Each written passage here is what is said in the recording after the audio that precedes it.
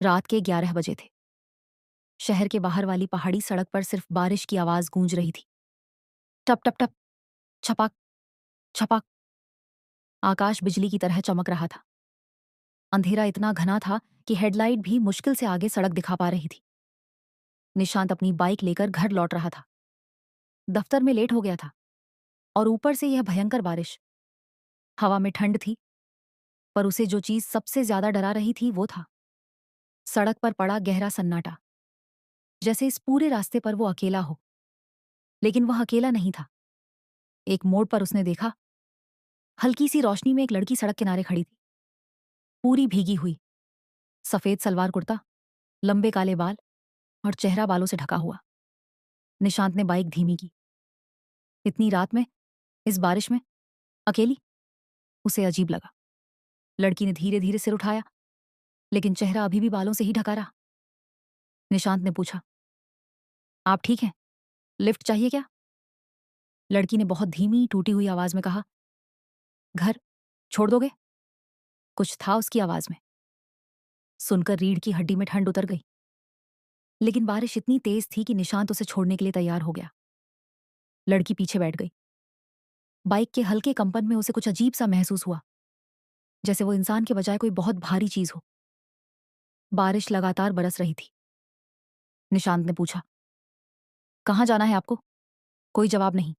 उसने फिर पूछा, घर किधर है आपका? अब भी कोई जवाब नहीं। निशांत को बेचैनी होने लगी। उसने रियर व्यू मिरर में देखने की कोशिश की और उसका दिल जम गया। लड़की का चेहरा बिल्कुल सफेद और आंखें पूरी काली, जैसे गड्ढे।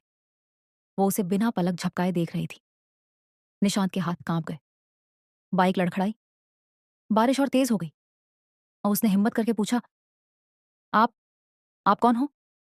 लड़की ने धीमे से कहा, तुमने मुझे देखा ही क्यों? अचानक लड़की ने जोर से हंसना शुरू कर दिया। ऐसी हंसी जो इंसान की नहीं लगती, तेज, ऊंची और कांटों जैसी चुभने वाली। निशांत घबराकर बाइक रोकने ही वाला था कि लड़की ने उसके कंधे पकड़ ली।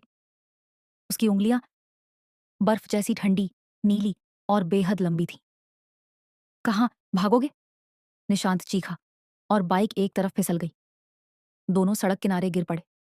निशांत ने देखा, लड़की जमीन पर नहीं थी, वो हवा में तैर रही थी। उसके बाल हवा में फैलकर सांपों की तरह लहरा रहे थे।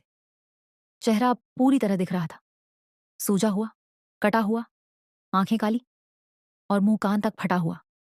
वो मुस्कुराई, बारिश में कोई नहीं बचता।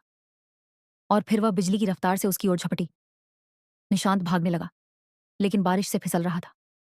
लड़की उसके पीछे बिल्कुल चुपचाप, बिना आवाज किए तैरती हुई आ रही थी।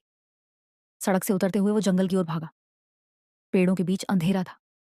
बारिश की आवाज और तेज होती जा रही थी। फिर अचानक किसी ने उसका पैर पकड़ लिया। वो उसी लड़की का हाथ था। हाथ की पकड़ लोहे से भी मजबूत थी। निशांत चीखते हुए बोला, तुम मुझसे चाहती क्या हो?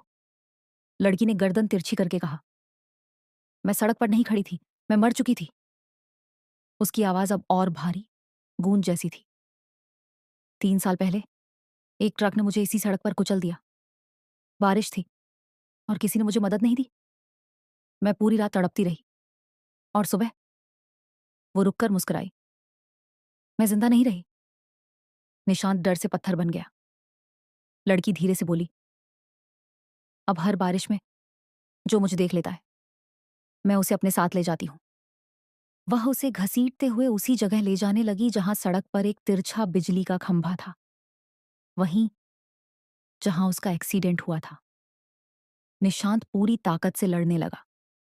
बारिश इतनी तेज हो गई कि कुछ दिख ही नहीं रहा था। उसने पास पड़े पत्थर से लड़की पर वार किया और उम्मीद के खिलाफ वह कुछ सेकंड के लिए गायब हो गई। निशांत मौका देखकर सड़क की ओर भागा, लेकिन जैसे ही वह बाइक के पास पहुंचा, उसके कान में फुसफुसाहट हुई, बारिश अभी खत्म नहीं हुई। निशांत मुड़ा। लड़की ठीक उसके पीछे थी। काली आंखें, भीगे बाल, फटा चेहरा। और फिर अगली सुबह सड़क पर पुलिस को सिर्फ एक टूटी हुई बाइक मिली। निशांत कहीं नहीं मिला।